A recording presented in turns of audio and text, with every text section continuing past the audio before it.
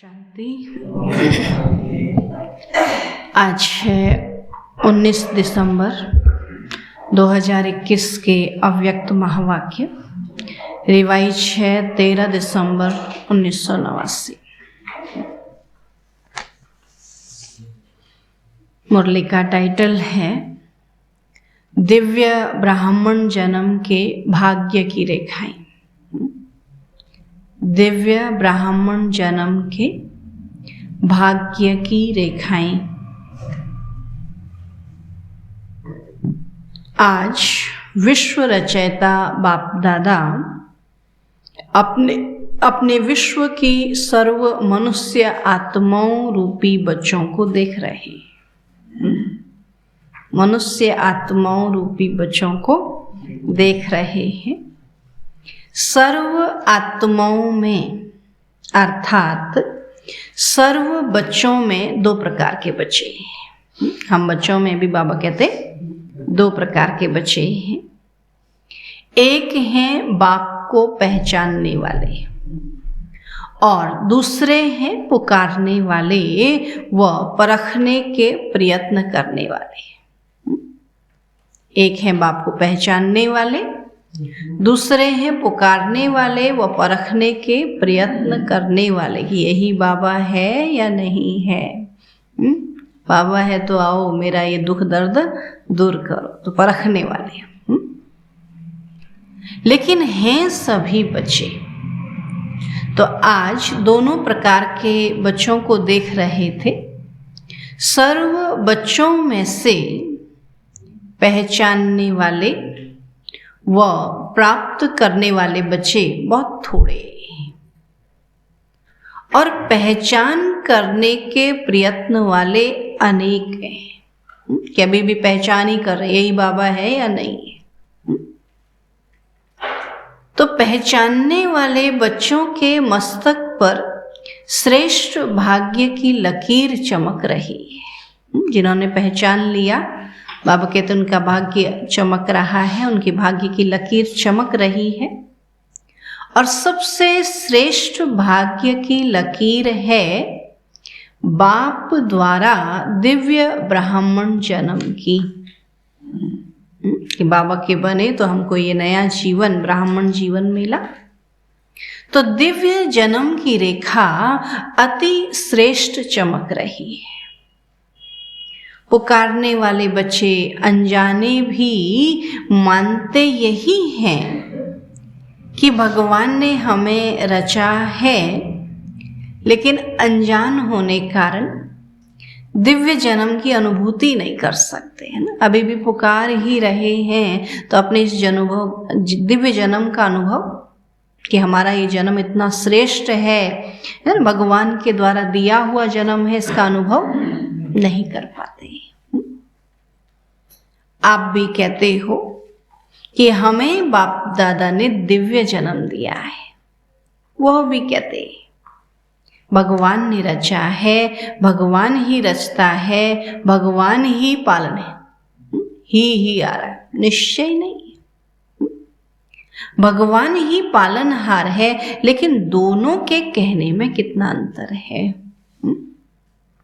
बाबा कहते आप अनुभव से, नशे से, नॉलेज से कहते हो कि हमको बाप दादा माता पिता ने रचा अर्थात ब्राह्मण जन्म दिया। और कहते हमको भी तो दिया, हमको भी दिया। बाबा कहते आप नशे से कहते, निश्चय से कहते हो। रचता को, जन्म को, जन्म पत्री को, दिव्य जन्म की विधि और सिद्धि सबको जानते हो। किस किस को? रचता को, रचना को, जन्म को, जन्म पत्री को और दिव्य जन्म की विधि और सिद्धि सबको जानते हो। तो हर एक को अपना दिव्य जन्म का बर्थडे याद है ना, कि हम बाबा के पास हमारा ये नया जीवन किस दिन शुरू हुआ। बाबा कहते बर्थडे याद है ना। इस दिव्य जन्म की विशेषता कौन सी है? साधारण जन्मधारी आत्माएं अपना बर्थडे अलग मनाती, फ्रेंड्स डे अलग मनाती, पढ़ाई का दिन अलग मनाती, और आप क्या कहेंगे? आपका बर्थडे भी वही है तो मैरिज डे और पढ़ाई का दिन भी वही है। अब सारे दिन एक ही है ना, अलग अलग थोड़ी है। तो मदर डे कहो या फादर डे कहो या एंगेजमेंट डे कहो, सब एक ही है। जिस दिन बाबा को जाना, पहचाना, बाबा को बाबा कहा, अपना समझा, वही दिन हमारा बाबा कहते क्या कहेंगे, जन्मदिन भी है तो सभी डे हो गया ना। दुनिया में कितने डे मनाते हैं, आज ये डे, आज वो डे। अरे सारे डे तो भगवान के बनाए हुए हैं। फिर बोलेंगे अभी तो इतने डे बना दे कि कोई हिसाब ही नहीं। तब बाबा कहते हैं, ऐसा दिव्य जन्म कभी सुना? सारे कल्प में ऐसा दिन आप आत्माओं का फिर कभी भी नहीं आता। सतयुग में भी बर्थडे और मैरिज डे एक ही नहीं होगा, वहां भी अलग अलग होगा, है ना। भले मनाए या ना मनाए, लेकिन बाबा कहते वहां भी एक ही नहीं होगा, लेकिन यहाँ तो एक ही है ना। लेकिन इस संगम युग के इस महान जन्म की यह विशेषता भी है और विचित्रता भी है। वैसे तो जिस दिन ब्राह्मण बने वही जन्मदिन और वही मैरिज दिन है, क्योंकि सभी यही वायदा करते हो, एक बाप दूसरा ना कोई। तो यह दृढ़ संकल्प पहले ही करते हो ना, तुम ही से खाऊं, तुम ही से बैठूं, तुम ही से सर्व संबंध निभाऊं, तो यह सब ने वायदा किया ना। पांडवों ने, माताओं ने, कुमारियों ने, सभी ने वायदा किया है। तो और कहाँ स्वप्न में भी मन नहीं जा सकता। जब बाबा से ही बुद्धि लगाई तो फिर कहाँ मन जाएगा। ऐसे पक्के हो ना, या कोई साथी चाहिए। कहते बाबा तो है ही ना, लेकिन साकार में भी कोई साथी चाहिए, ऐसा बोलते हैं। कहते वो तो निराकार है ना, कोई साथ में भी तो चलने बोलने वाला चाहिए। मैंने अच्छा। बाबा कहते एक तरफ कहेंगे बाबा तू ही मेरा, तेरे सिवा कोई नहीं। कहते सेवा के लिए कोई विशेष साथी चाहिए। तो साथी दिवस किसका मनाएंगे? सेवाधारी साथी का, या बाप साथी है उसका दिवस मनाएंगे? बाप साथी। तो साथी दिवस बाबा कहते चाहे सर्विस करने वाले हैं, चाहे सर्विस लेने वाले हैं, लेकिन सेवा के समय सेवा की, और फिर इतने न्यारे और प्यारे बनो जो जरा भी विशेष झुकाव नहीं हो। अब जो सेवा में मदद करेगा वह विशेष होगा ना। फिर उसी को याद करोगे या बाबा को याद करोगे? बाबा को याद करोगे ना। सेवा की, मदद की, बाबा कहते फिर बाबा को याद करो। बाबा की जो सेवा में मदद करेगा वह विशेष होगा ना। चाहे भाई हो या बहन हो, जो विशेष सेवा करता वह विशेष अधिकार भी रखेगा। तो सेवा के साथी बनो, लेकिन साक्षी हो के साथी बनो। कि मेरा साथी कौन? शिव बाबा, है ना। कोई देहधारी बाबा कहते वो सेवा का साथी। साक्षीपन भूल जाता है तो सिर्फ साथी बनने में बाप भूल जाता है। अगर यहाँ ही हम देहधारियों का साथ देखते रहें तो फिर बाबा तो भूल जाएगा ना। याद करते रहते ये भी है, ये भी है, ये भी। अरे किस लिए गिनती करना? मेरा साथी तो बाबा है। जो करेगा तो किसको याद करेगा? बाबा को करेगा। मदद करेगा तो किसकी करेगा? बाबा की करेगा। मेरा मददगार, मेरा साथी, ये तो कोई बात नहीं है। तब बाबा कहते अगर साक्षीपन भूल जाता है तो सिर्फ साथी बनने में बाप भूल जाता है, तो साक्षी बन पाठ बजाने की प्रैक्टिस करो। तो हर एक बच्चे के मस्तक पर विशेष 4 भाग्य की लकीरें चमकती हैं। पहला दिव्य जन्म की रेखा, दूसरा परमात्मा पालना की रेखा, तीसरा परमात्मा पढ़ाई की रेखा और चौथा निस्वार्थ सेवा की रेखा।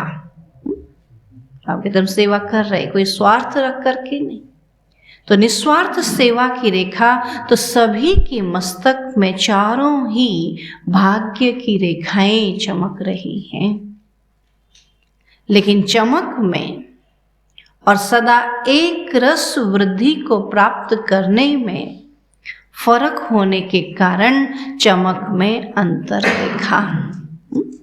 अब कहते रेखा चारों थी, दिव्य जन्म की रेखा भी है, परमात्मा के द्वारा पालना मिल रही वो रेखा भी है, और तीसरा परमात्मा से हमको पढ़ाई, इतनी ऊंची पढ़ाई, और चौथा बाबा ने कहा निस्वार्थ सेवा।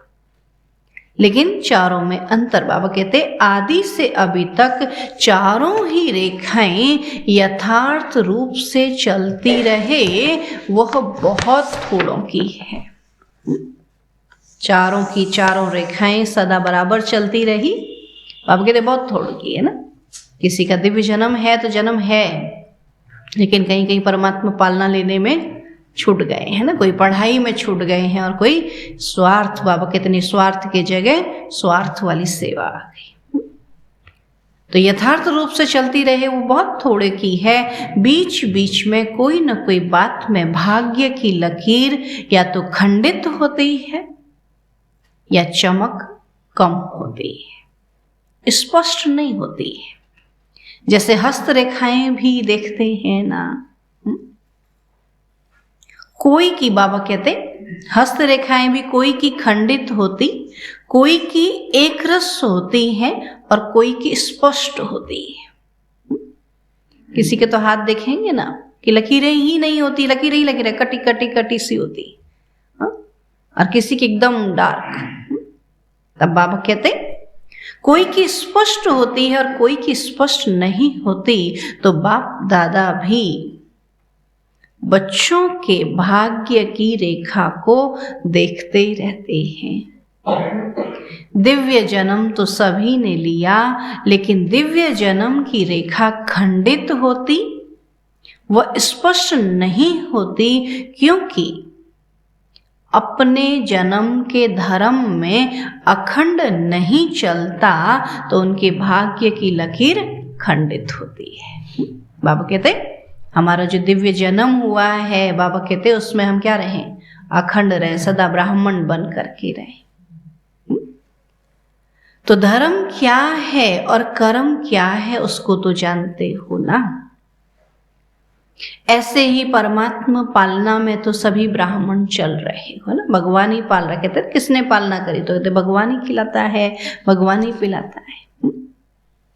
तब बाबा कहते कि परमात्मा पालना में तो सभी ब्राह्मण चल रहे हो, चाहे समर्पित हो चाहे प्रवृत्ति में हो, लेकिन बाप के डायरेक्शन से चल रहे हो ना। प्रवृत्ति वाले क्या कहेंगे, बाबा खिला रहा है या हम खुद खा रहे हैं? बाबा कहते अपना कमाया हुआ खाते हो या बाप का खाते हो?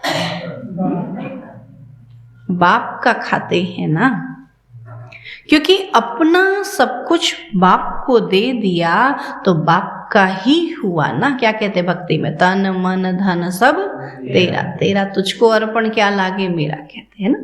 तो सब कुछ किसका कहा, बाबा का कहा ना। तो बाबा को दे दिया तो बाबा का ही हुआ ना। चाहे कमाते भी हो, लेकिन कमाया हुआ धन बाप के हवाले करते हो या अपने काम में लगाते हो।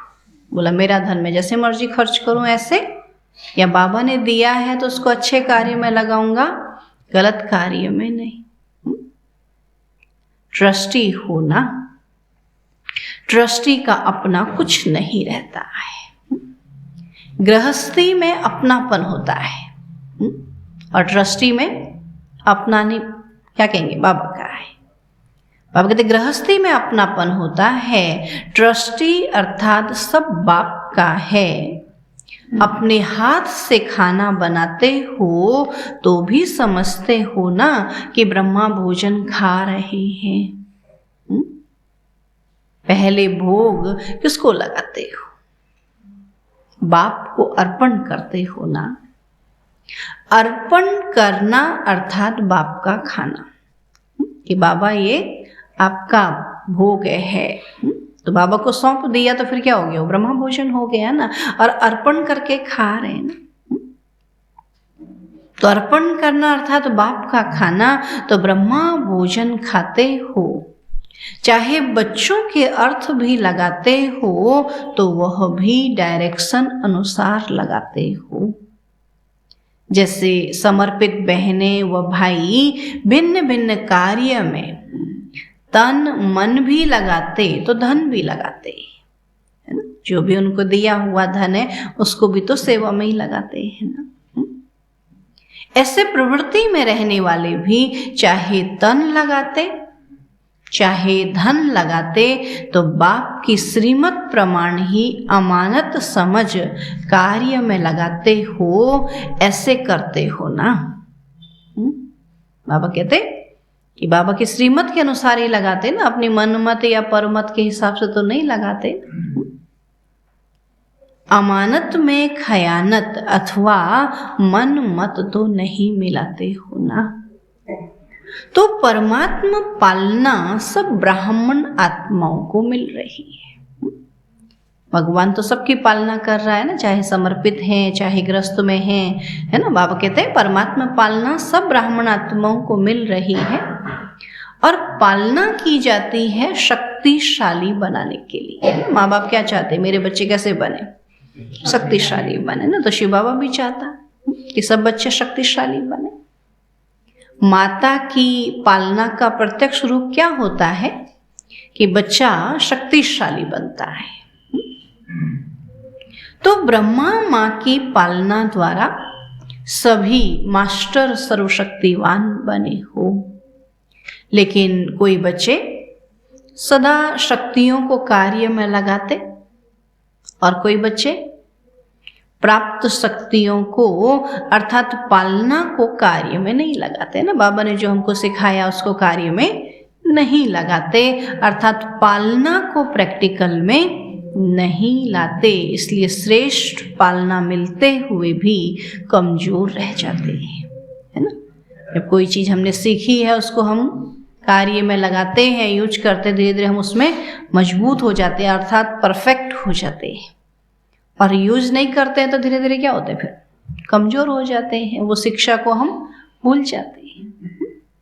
तब बाबा कहते कि प्राप्त शक्तियों को पालना को कार्य में नहीं लगाते, अर्थात पालना को प्रैक्टिकल में नहीं लाते, इसलिए श्रेष्ठ पालना मिलते हुए भी कमजोर रह जाते हैं और भाग्य की लकीर खंडित हो जाती है कि हमने जो सीखा है वो हम दूसरे को सिखा दें, उसको हम अपने जीवन में धारण कर लें, प्रैक्टिकल में करें, तो धीरे धीरे हम क्या हो जाते हैं?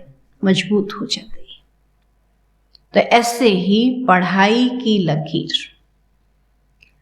पढ़ाई का एम ऑब्जेक्ट ही है श्रेष्ठ पद को प्राप्त करना।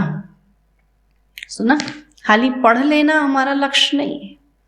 पढ़ करके श्रेष्ठ पद, ऊंच पद पाना है, देवता बनना। बाबा कहते नर नारायण बने, नारी लक्ष्मी बने, है ना, ऐसा लक्ष्य। खाली मुरली के पॉइंट याद कर लिए, है ना, पॉइंट्स याद कर लिए। बाबा कहते नहीं, पॉइंट्स जीवन में धारण कर लिए और वही फिर प्रैक्टिकल कर्म करें।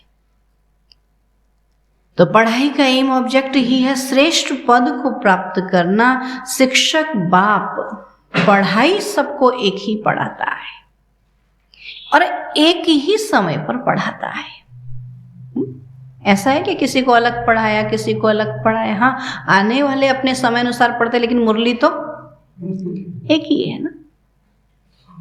लेकिन जो श्रेष्ठ ब्राह्मण जीवन का या पढ़ाई का पद अथवा नशा है, वो सबको एक जैसा नहीं रहता है। अब कहते हैं पढ़ाई सबकी एक जैसी है, लेकिन नशा सबका एक जैसा नहीं। पद सबका एक जैसा, नशा वैसा पद होगा।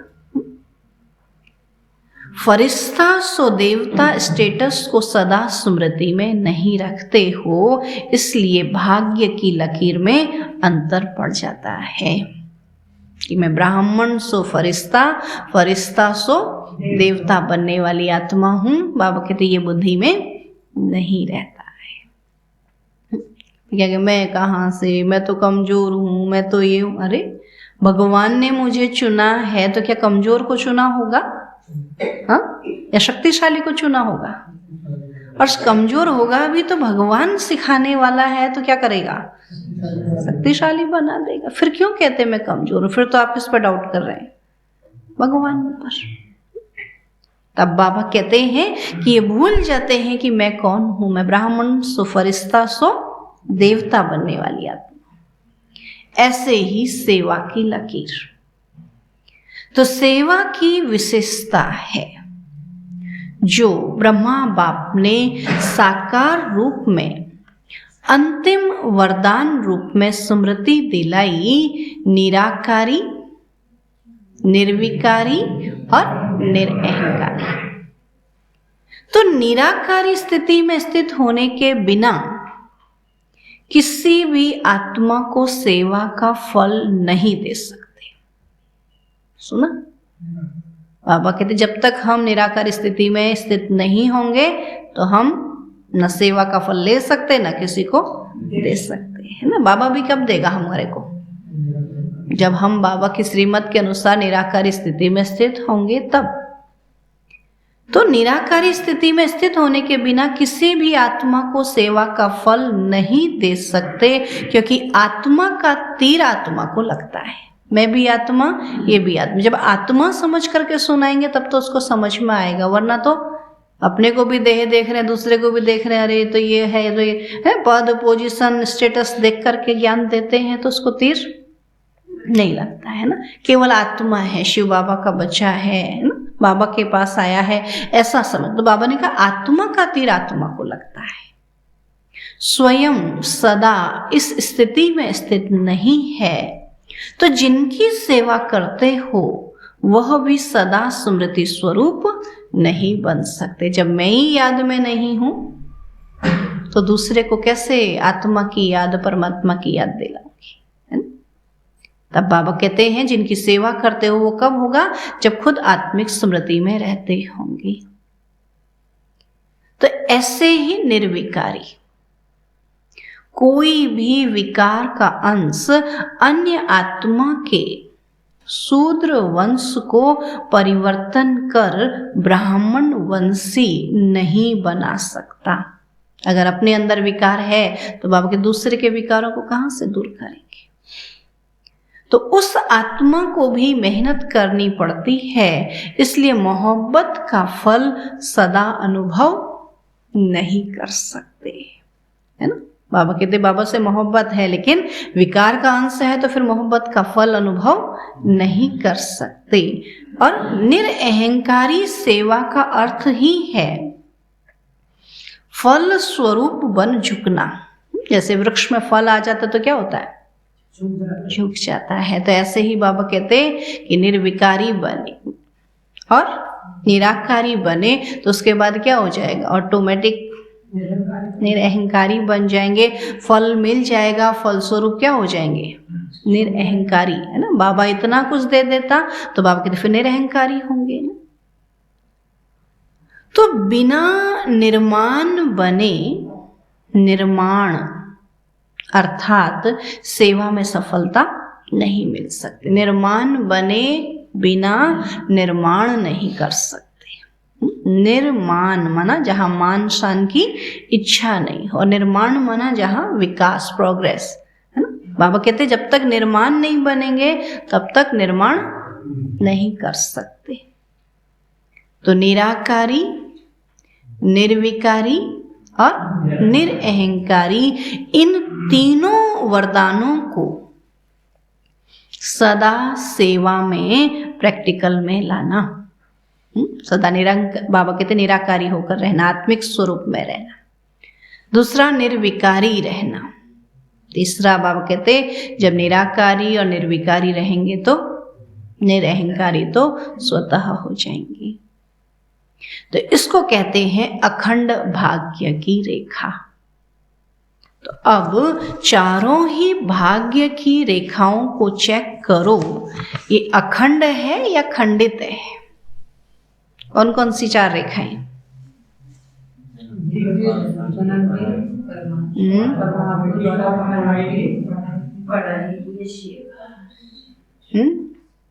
फिर सोच रहे हैं अभी, फिर से रिपीट करो।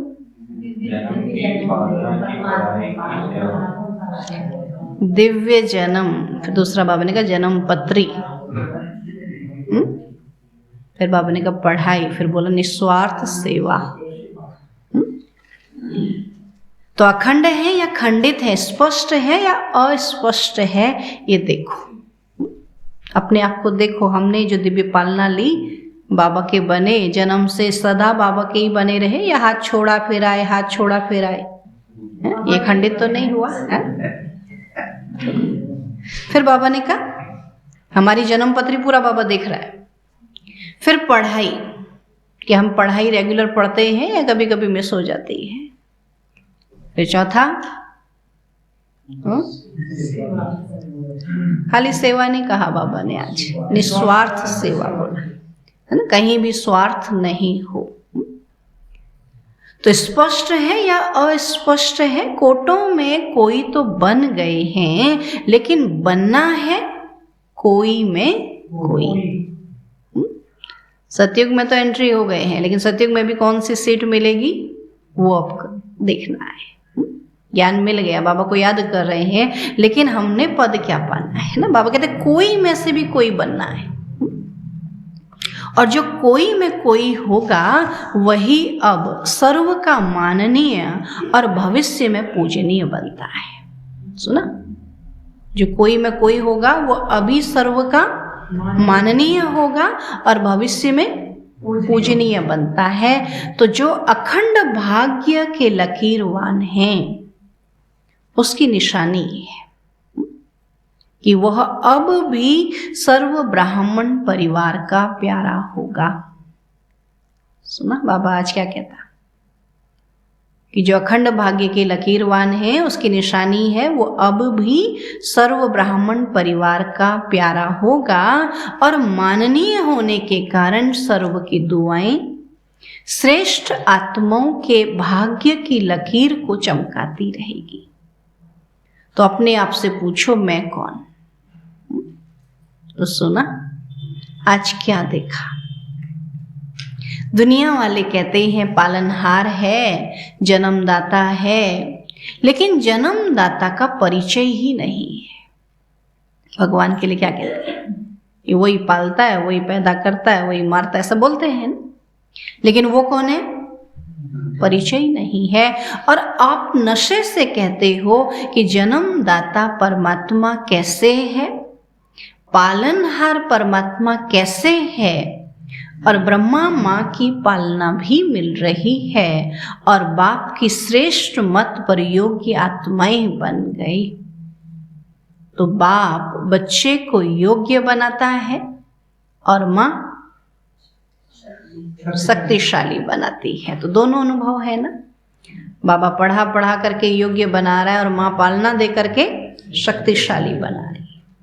अच्छा, गीता पाठशाला वाले ज्यादा आए हैं ना। अभी गीता पाठशाला को ब्रह्मा कुमारी पाठशाला कर दिया है ना। अभी पीछे वहाँ क्लास चलती थी तो बार बार यही बहस होती थी, है गीता पाठशाला कहते, तो उस समय बाबा गीता पाठशाला ही कहता था। तो गीता पाठशाला वाले कौन हुए? तो गीता का ज्ञान सुनने वाले हे अर्जुन है ना। तो हम सब कौन है? हे अर्जुन। तो अर्जुन समझकर गीता सुनते हो या अर्जुन दूसरा है? क्या समझते? मैं अर्जुन हूं या दूसरा अर्जुन है? मैं अर्जुन हूं यह समझते हो, या मैं मुरली सुनाने लगी तो मैं भगवान हूं समझ लिया? हाँ, कई बार ऐसा भी होता है ना, जो मुरली सुनाता है तो क्या कहते हैं, कईयों को नशा चढ़ जाता है, बोला मैं ही बाबा हूँ, मैं ही तो बोल रहा हूँ। अरे बाबा ने बोला मैं तो बाबा के महावाक्यों को केवल सुना रहा हूँ, मेरे महावाक्य नहीं है, किसके, भगवान के है। मैं भी क्या हूँ, बच्चा हूं ना, मैं भी तो अर्जुन हूं ना, मैं भी तो सुन रही हूं ना। तो मैं अर्जुन हूं यह समझते हो, सदैव यह अनुभव करके सुनो कि मैं अर्जुन हूं। मुझे विशेष भगवान गीता का ज्ञान सुना रहा है ना। बाबा कहते मैं दूसरों को सुना रही भले, लेकिन भगवान मेरे लिए कह रहा है, मुझे कह रहा है। हर एक ऐसे समझ के सुनाए तो क्या होगा, बाबा कहते जब मैं बदलूंगी तो सब बदल जाएंगे। तो कहा भगवान गीता का ज्ञान मुझे सुना रहा है, तो गीता पाठशाला वाले तो सबसे नंबर 1 निकल जाएंगे। तो इस विधि से सुनो तो आगे चले जाएंगे। तो टीचर्स को बिजी रहने के लिए गीता पाठशालाएं अच्छी है ना। गीता पाठशाला का नियम है कि एक टाइम हफ्ते में एक दिन बहन जाएगी क्लास कराने, लेकिन अभी तो इतना समय है नहीं, और अभी सबकी क्लास तो गीता पाठशालाओं की क्लास और क्लास की क्लास एक ही टाइम हो गया है, तो मतलब ही नहीं है। पहले गीता पाठशालाओं का जो नियम था वो दिन का क्लास होगा या 10 बजे का क्लास होगा, ऐसा नियम था। सवेरे का क्लास जो सवेरे गीता पाठशाला में जा सकता है तो वो सेंटर भी आ सकता है, ऐसा नियम था। और जो सवेरे जा सकता है तो वो सेंटर पर ही आएगा, ऐसा कहा जाता था। और जो दिन में जो सुबह नहीं आ सकता वो 10 बजे आएगा या शाम को 4 बजे आएगा, तब वो गीता पाठशालाएं खोली गई और तब वहाँ बहनें क्लास कराने के लिए जाती थी। लेकिन अभी गीता पाठशाला वालों ने क्या कर दिया, सब ने सुबह का क्लास कर दिया, इसलिए बहनें जाती नहीं है। क्योंकि गीता पाठशालाएं सेवा के लिए खोली थी, क्योंकि नए नए भाई बहनें कब आते हैं, दिन में आएंगे, शाम को आएंगे ना, वो सुबह नहीं आ सकते। और गीता पाठशालाएं सेवाओं को बढ़ाने के लिए खोली गई थी कि सेवाएं फैले और फिर भाई बहन सेंटर पर आए, फिर मधुबन जाए, तो इसलिए खोली गई थी। लेकिन आज गीता पाठशाला ही सेंटर हो गए। तब बाबा ने क्या कहा कि बहनें जो हैं वहाँ जाती थी तो बिजी रहती थी पूरा दिन सेवाओं में। तो टीचर्स को बिजी रहने के लिए गीता पाठशालाएं अच्छी हैं, और गीता पाठशाला चक्रवर्ती भी बनाती है, तो बिजी भी रखती है। पहले से ऐसे तो करते थे ना, 2 दिन धन सिंह भाई के यहाँ जाते थे, 2 दिन हिम्मतपुर आते थे, 2 दिन काला ढूंगी जाते थे, फिर चेंज करते 2 दिन फतेहपुर जाते थे, ऐसे चेंज करते रहते थे। लेकिन धीरे धीरे क्या हो गया, सब सेट हो गए, अभी सब सक्षम हो गए, है ना। तो बाबा कहते चक्रवर्ती भी बनती तो बिजी भी रखती तो वृद्धि भी अच्छी होती, मेहनत कम लेते, मददगार ज्यादा बनते हैं। तो बलिहारी तो गीता पाठशाला वालों की है ना, कि सेवा करते हैं ना सारा दिन। बाकी दिन में सेवा करना मेहनत होती है ना, नहीं तो क्या सुबह मुरली सुनी फिर दिन भर क्या करेंगे, आराम से सोते रहेंगे। वो सेवाएं इसीलिए थी कि सुबह आप मुरली पढ़ के आए। बाबा कहते ना सुबह खुद खाना और दिन में औरों को खिलाना, इसलिए सेवाएं होती थी। तो बाबा कहते इसलिए गांव वाले बाप को प्यारे लगते हैं। इतने गांव गांव में सेवा करने जाते हैं ना। बड़े स्थानों पर माया भी बड़े रूप की आती है। हमको लगता है बड़े शहरों में बैठे, दिल्ली में है ना, यहाँ गुजरात में, महाराष्ट्र में बड़ा, तो बाबा कहते बड़ा स्थान तो बड़ी माया। तो बड़े स्थान तो बाबा कहते हैं बड़े रूप की माया आती है, गांव वालों को माया भी गांव वाली आती है। इसलिए बहुत अच्छे हो गांव वाले, है ना। आई और गई, बिजी है, टाइम ही नहीं है। हाँ, अभी बोलेंगे शादी का सीजन, अभी कहेंगे खेती का सीजन है, अभी कहेंगे सिंचाई का सीजन, अलग अलग सीजन होता है ना, उनकी माया अलग होती है, वो अच्छी होती है। हाँ, अभी जाओ कोटा बाग एरिया में, बोला अभी तो प्याज लगाने का सीजन है, बोला बहन जी हमको यही सुना जाओ ज्ञान। हाँ, मैं तुम प्याज लगा, बोला हम ये लगाते रहते, तुम सेवा करो। तो उनकी माया अपनी है। तो इसलिए बहुत अच्छे हो गांव वाले, ज्यादा संख्या कहाँ की है, लेकिन अभी तो सभी मधुबन निवासी हो। मधुबन पहुंच गए तो सब क्या हो गए, मधुबन निवासी। तो सभी टीचर्स की परमानेंट एड्रेस कौन सी है, मधुबन। मधुबन है ना, मधुबन हमारा घर है ना। बाबा कहते वो दुकान है, और वो घर है। ये सेंटर्स क्या है? दुकान है। दुकान खुली होनी चाहिए ना, जब दुकान खुले होते ढक्कन नहीं होता, तो ऐसे बाबा की दुकान भी क्या है? हाँ, तो वो दुकान है और ये घर है, तो ज्यादा क्या याद रहता, घर या दुकान? है ना। लेकिन आजकल तो दुकान सबको ज्यादा याद रहती, नहीं? जो दुकान खोलने वाले होते हैं क्या करते हैं? घर को याद करते हैं, दुकान। तब बाबा कहते कोई कोई को दुकान ज्यादा याद रहती है, सोएंगे तो भी दुकान याद आएगी। हाँ, ऐसा कहते हैं ना। तो आप लोग जहां चाहो बुद्धि को स्थित कर सकते हो। सेवा केंद्र पर रहते भी मधुबन निवासी बन सकते हो और मधुबन में रहते भी सेवाधारी बन सकते हो। तो यह अभ्यास है ना, सेकंड में सोचा और स्थित हुआ, है ना। यहाँ भी रहते मधुबन निवासी बाबा के, जैसे मधुबन का रूटीन चलता वैसे चले, नहीं करे भाग भाग, जो आए उसकी सेवा करो, जितना हो सकता उतना करो, बाकी अपना ज्ञान योग रखो। जैसे मधुबन में सारा नियम से चलता है ना, तो ये भी मधुबन हो जाएगा। तो यह है बाबा कहते सेकंड में सोचा और स्थित हुआ, तो यह है टीचर्स के स्थिति की विशेषता। बुद्धि भी समर्पित है ना, या सिर्फ सेवा के लिए समर्पित हो? समर्पित बुद्धि अर्थात जहां चाहे जब चाहे वहां स्थित हो जाए, तो ये विशेषता की निशानी है। बुद्धि सहित समर्पित, यहां नहीं यहां नहीं, नहीं, बाबा ने जहां भेज दिया वहां समर्पित हो। ऐसे न हो कि बुद्धि से आधी समर्पित है और शरीर से सारी है।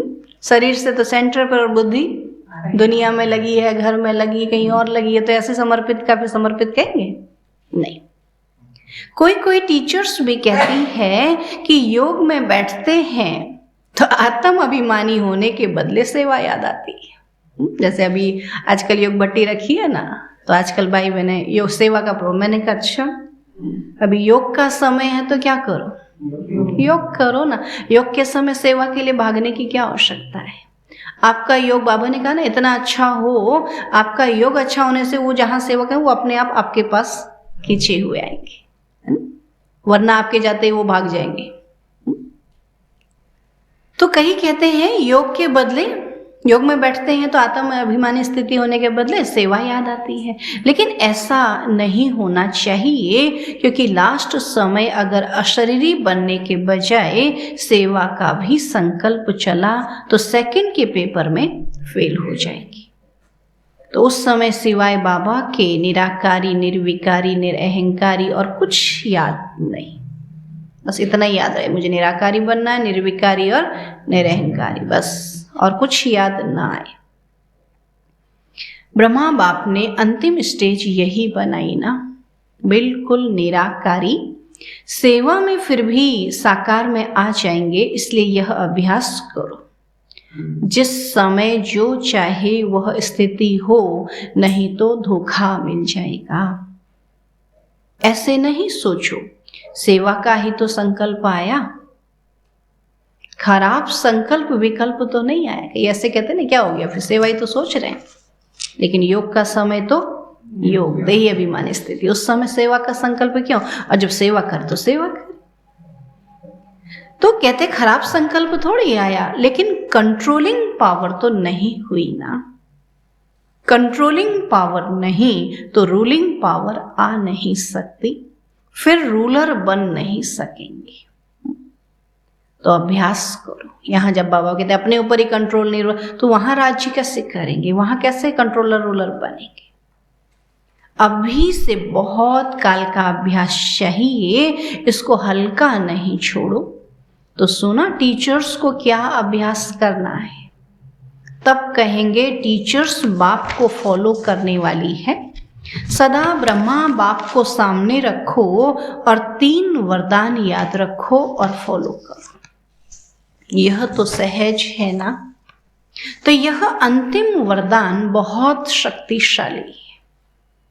इन 3 वरदानों को अगर सदा स्मृति में रखते प्रैक्टिकल में आओ तो बाप के दिल तख्त नशीन और राज्य तख्त के अधिकारी जरूर बनेंगे। सुना, निराकारी, निर्विकारी, निरहंकार, इन 3 वरदानों को बाबा कहते प्रैक्टिकल में लाओ तो बाबा के दिल तख्त पर भी चढ़ेंगे और सतयुग में राज्य तख्त भी मिलेगा। अच्छा, सर्व बाप समान सदा नॉलेजफुल पावरफुल बच्चों को सदा भाग्य विधाता द्वारा श्रेष्ठ भाग्य की स्पष्ट रेखाओं वाले भाग्यवान बच्चे, सदा बाप समान त्रिवरदान प्राप्त हुए विशेष आत्माओं को, सदा ब्राह्मण जन्म की पालना और पढ़ाई को आगे बढ़ाने वाले ऐसे अखंड भाग्यवान बच्चों को बाप दादा की याद, प्यार और नमस्ते। हम रूहानी बच्चों की रूहानी बाप दादा को नमस्ते नमस्ते नमस्ते। अव्यक्त बाप दादा की जोन वाइज बच्चों से मुलाकात, तो उसमें है महाराष्ट्र ग्रुप। बाबा कहते सदा अपने को सर्व प्राप्तियों से भरपूर अनुभव करते हो, कभी खाली तो नहीं हो जाते हो, क्योंकि बाप ने इतनी प्राप्तियां कराई हैं। अगर सर्व प्राप्ति अपने में जमा करो तो कभी भी खाली नहीं हो सकते। तो इस जन्म की तो बात ही नहीं है, लेकिन अनेक जन्म भी यहाँ की भरपूरता साथ रहेगी। तो जब इतना दिया है जो भविष्य में भी चलना है, तो अभी खाली कैसे होंगे? सुना, अभी का भविष्य में भी चलना है तो अभी खाली कैसे होंगे? अगर बुद्धि खाली रही तो हलचल रहेगी। कोई भी चीज अगर फुल भरी हुई नहीं होती है तो उसमें हलचल होती है। तो भरपूर होने की निशानी है कि माया को आने की मार्जिन नहीं है। इसीलिए इतना बाबा बार बार ज्ञान योग के लिए कहता है, वरना तो छोड़ दे, जिसको जो मर्जी करे। बाबा क्यों इतना कहता है योग करो, ज्ञान सुनो? क्योंकि बुद्धि अगर खाली हुई तो फिर वही माया आ जाएगी, हलचल होती है। तो भरपूर होने की निशानी है कि माया को आने की मार्जिन नहीं है। माया ही हिलाती है, तो माया आती है या नहीं? संकल्प में भी आती है। बोला अभी तो टाइम ही नहीं है माया के साथ बैठने के लिए। हाँ, नहीं है टाइम किसी के पास? नहीं। माया के राज्य में तो आधा कल्प अनुभव किया और अभी अपने राज्य में जा रहे हो। जब माया जीत बनेंगे तब फिर अपना राज्य आएगा, और माया जीत बनने का सहज साधन सदा प्राप्तियों से भरपूर रहो। कोई एक भी प्राप्ति से वंचित नहीं रहो, सर्व प्राप्ति हो। ऐसे नहीं, यह तो है, एक बात नहीं तो कोई हर्जा नहीं है ना। क्या कहते, ये तो है लेकिन एक बात नहीं है तो कोई हर्जा नहीं। अगर जरा भी कमी होगी तो माया छोड़ेगी नहीं, उसी जगह से हिलाएगी। तो माया के आने की मार्जिन ही ना हो। आ गई फिर भगाओ तो उसमें टाइम जाता है, तो माया जीत बने हो। यह नहीं सोचो 2 वर्ष या 3 वर्ष में हो जाएंगे। ब्राह्मणों के लिए स्लोगन है, अब नहीं तो कभी नहीं। 2-3 वर्ष में हो जाएंगे नहीं, अब भी होना है। अब समय की रफ्तार के प्रमाण कोई भी समय कुछ भी हो सकता है, इसलिए तीव्र पुरुषार्थी बनो।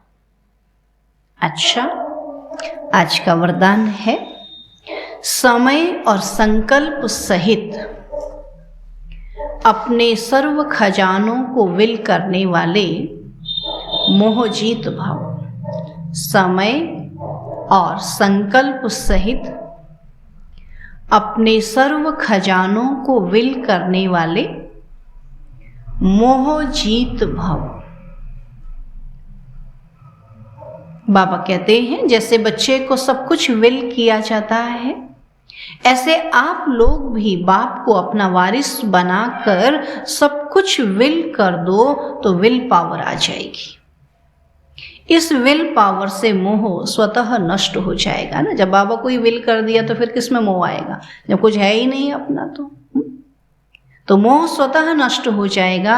जैसे साकार बाप ने पूरा ही अपने को विल किया, वैसे आप लोगों की जो स्मृति है, समय और संकल्पों का खजाना है, उसे विल करो कि मैंने अपना संकल्प, अपना स्मृति, समय सब किसको दिया है? बाबा को दिया। बाबा के सिवा और मेरा कहीं समय नहीं जाने वाला, कोई संकल्प नहीं चलने वाले, तो अपने आप क्या हो जाएंगे? नष्टो मोहा हो जाएंगे। तो जो स्मृति है, समय और संकल्पों का खजाना, उसे विल करो अर्थात श्रीमत प्रमाण सेवाओं में लगाओ तो मोह जीत बंधन मुक्त बन जाएंगे। स्लोगन है, एक दो का स्नेही बनने के लिए सरलता और सहनशीलता का गुण धारण करो। एक दो का स्नेही बनने के लिए सरलता और सहनशीलता का गुण धारण करो। सूचना है, आज मास का तीसरा रविवार अंतर्राष्ट्रीय योग दिवस है। बाबा के सभी बच्चे सायं 6:30 से 7:30 बजे तक विशेष अपने रहम दिल दाता स्वरूप संपूर्ण पवित्र स्वरूप में स्थित हो सर्व आत्माओं को पवित्रता, सुख, शांति की अंजलि देने की सेवा करें। ठीक है, याद रहेगा आज दिव्य ब्राह्मण जन्म के भाग्य की रेखाएं।